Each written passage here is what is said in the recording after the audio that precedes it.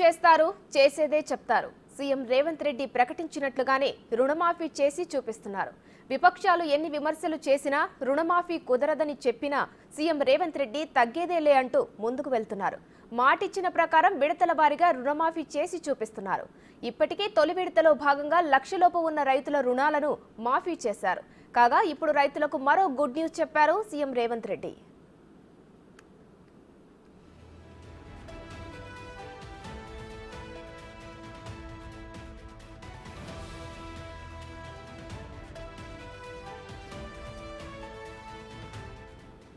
ఆగస్టులో రుణమాఫీ ప్రక్రియ పూర్తి చేసి మాట నిలబెట్టుకుంటామని సీఎం రేవంత్ రెడ్డి అన్నారు.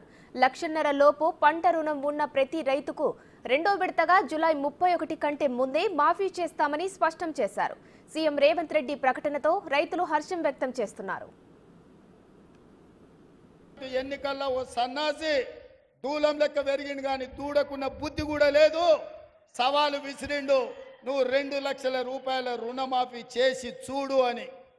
నేను చెప్పిన ఆగస్టు నెలలో తప్పకుండా 2 లక్షల రూపాయల రైతు రుణమాఫీ చేసి రైతుల రుణం తీర్చుకుంటాని సవాలు విసిరి ఆగస్టు రాకంటే ముందే 1,00,000 రూపాయల రైతు రుణమాఫీ చేసి పేదవాళ్ళ ఖాతాలో 6,093 కోట్ల రూపాయలు ఇప్పటికే చేసిన.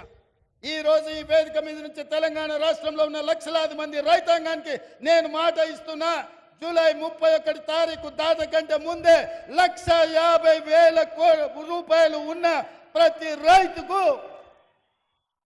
మళ్ళీ రెండో విడత ఖచ్చితంగా 30 తారీఖు జూలై దాట కంటే ముందే 1,50,000 రూపాయల మీ బాకీని చెల్లించి రైతు రుణం తీర్చుకుంటా అని చెప్పి ఈ కల్వకుర్తి గడ్డ మీద నుంచి నేను మాట ఇస్తున్నా.